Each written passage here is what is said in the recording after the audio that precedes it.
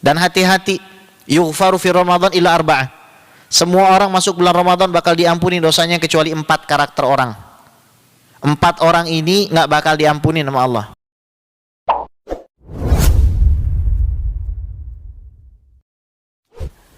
Jadi salah satu rukun Islam yang 5 itu adalah puasa di bulan Syekh Ali Jum'ah mengatakan kelima daripada rukun Islam ini ala mustawa wahid. Kelima-limanya ini memiliki derajat yang sama. Tidak bisa orang bersyahadat terus mengatakan saya kan sudah bersyahadat jadi nggak perlu sholat. Atau mengatakan saya kan sudah sholat jadi nggak perlu puasa. Atau mengatakan saya kan sudah puasa jadi nggak perlu haji. Atau mengatakan saya sudah haji tidak perlu zakat. Jadi lima-limanya ini rukun, nggak bisa ditawar. Termasuk puasa di bulan Ramadan tuh nggak bisa ditawar, itu harga mati itu puasa di bulan Ramadan itu, ya.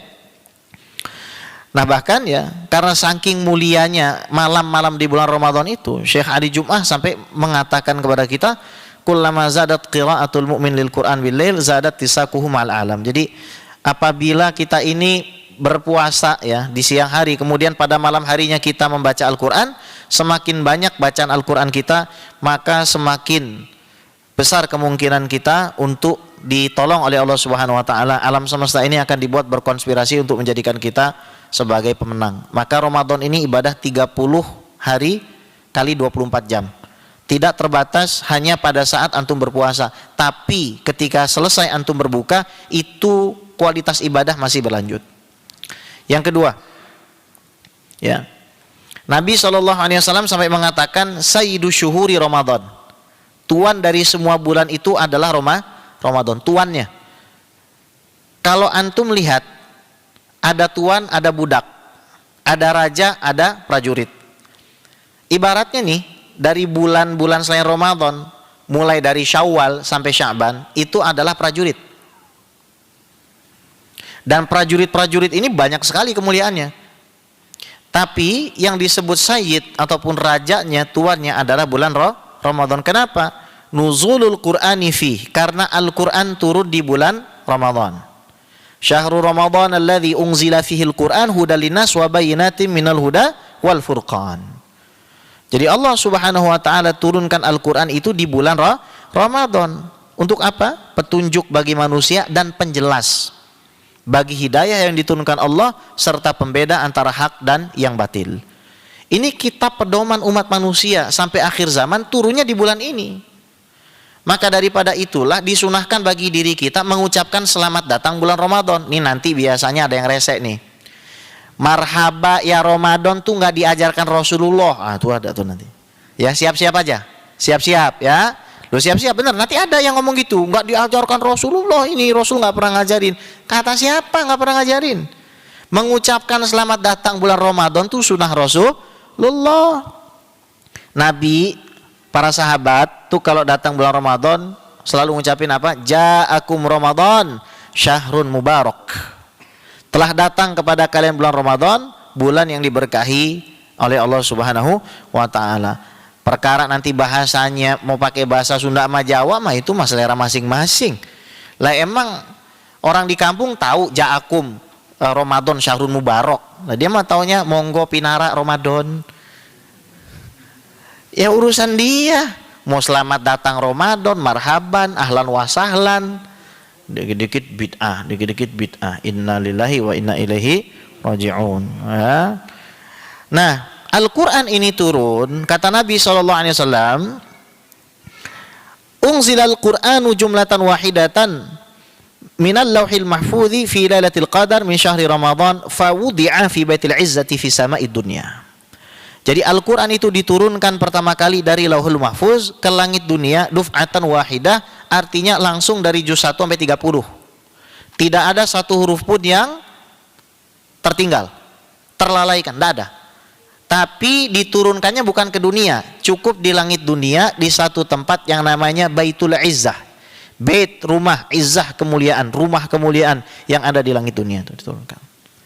Kemudian diturunkan secara munajjaman, secara berangsur-angsur selama 23 tahun ke Rasulullah Nabi Muhammad sallallahu alaihi wasallam. Di dalam Musnad Imam Ahmad, Nabi Muhammad SAW menjelaskan bahwa kitab-kitab dan suhuf-suhuf itu turunnya di bulan Ramadan. Jadi kita bicara tentang satu bulan yang memuliakannya dimuliakan Allah, yang menghinakannya dihinakan Allah. Makanya kita kan diajarin doa, diaminin ya. Allahumma sallimna fi Ramadan. Ya Allah, selamatkanlah kami di bulan Ramadan. Wa sallim Ramadan minna. Dan selamatkan bulan Ramadan dari kejahatan kami. Wa tasallamna minhu mutaqabbala. Dan keluarkan kami dari bulan Ramadan dalam keadaan engkau terima. Amin ya rabbal alamin. Karena kita juga bisa berlaku jahat sama bulan Ramadan ini gitu. Dan hati-hati, yughfaru fi Ramadan illa arba'ah. Semua orang masuk bulan Ramadan bakal diampuni dosanya kecuali 4 karakter orang. 4 orang ini nggak bakal diampuni sama Allah. 1, mudminu khamrin, orang yang kerja aja mabuk-mabukan. Sahur pakai bir, bukanya pakai bir. Biar kata puasa nggak diampunin sama Allah Subhanahu wa ta'ala. Yang kedua, akul walidain, orang yang durhaka sama kedua orang tuanya. Jangan sampai seperti kata Rasul, antalidal amatu rabbataha, seorang anak itu dilahirkan oleh budaknya, seorang budak melahirkan tuannya. Jadi kata Syekh Yusri, salah satu contohnya adalah anak itu memperbudak ibunya.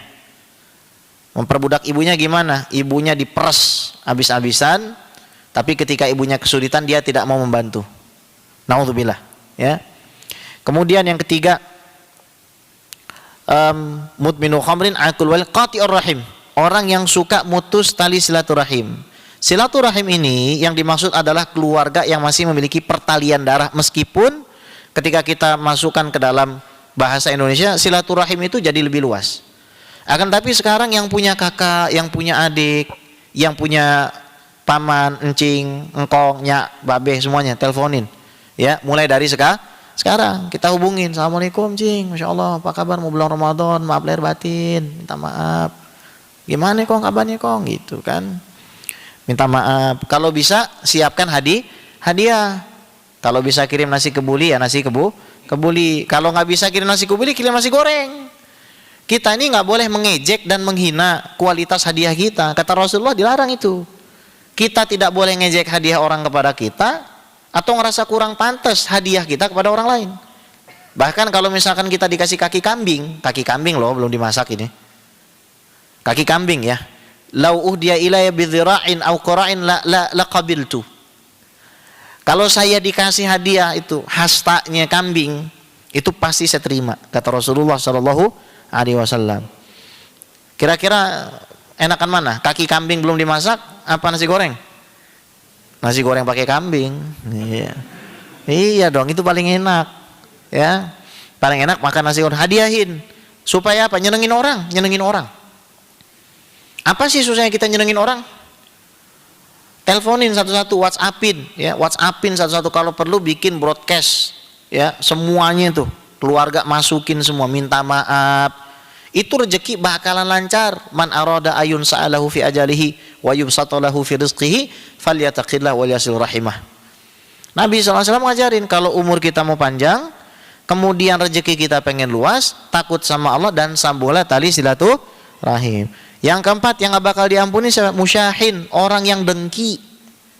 Yuk dari sekarang saya ngajak mulai belajar untuk senang dengan kesenangan orang. Dari sekarang. Kalau ngelihat ada orang lain senang, ayo coba kita ikut senang. Dan mulai latih diri kita ngerasa susah dengan kesusahan orang. Kalau orang susah kita harus bisa ngerasainnya itu. Ini ciri-ciri orang yang Ramadannya diterima. Kalau yang Ramadannya nggak diterima, dia gampang banget ngerasain senang dalam kesusahan orang lain dan ngerasa susah dengan kesenangan orang lain. Ini ciri-ciri orang yang tidak akan diampuni oleh Allah Subhanahu wa taala. Na'udzubillah tsumma na'udzubillah. Ya.